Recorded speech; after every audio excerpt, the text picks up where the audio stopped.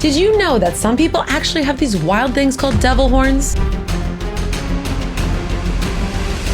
One of the latest cases that's been blowing up online, well, at least on Chinese social media, is a 107-year-old woman named Chen. Well, shouldn't we both be shocked or something? I think if I saw someone with horns, I'd down my leg. In the video, Chen's just chilling with this horn like it's no big deal, all while staying surprisingly healthy. Despite her advanced age, she's got a hearty appetite, a positive outlook on life, and a physical feature that has some people speculating if this longevity horn is somehow tied to her remarkable lifespan. The nails and horn have been growing for several years, and now it measures about 4 inches. But she's not the only one who's had this bizarre condition. Chinese doctors are baffled by a bizarre 5-inch growth on an elderly woman's head. They aren't able to explain what exactly it is, but it bears an uncanny resemblance to a unicorn's horn.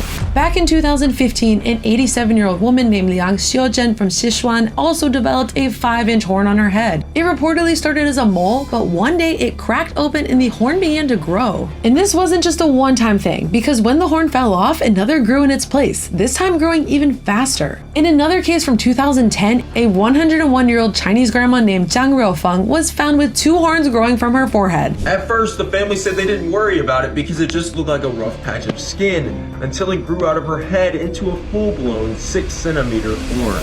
One horn measured about 2.5 inches, and just as it reached its peak, another started popping up next to it. She loved them and refused offers for removal, embracing her horns as a unique part of her. So what exactly are these horns? Believe it or not, people can develop horns on their skin. They're made of keratin, the same kind of thick, hard skin cells that are in your toenails. Doctors call these growths cutaneous horns and are typically linked to prolonged sun exposure, which can form from benign growths like warts or moles. Though they may look odd, most of these growths are harmless, though there's a slight risk they could become cancerous. The horn itself doesn't mean anything alarming, but experts recommend keeping an eye on them just in case. So it's really not this part that we're worried about. We're much more concerned about what's at the base of it.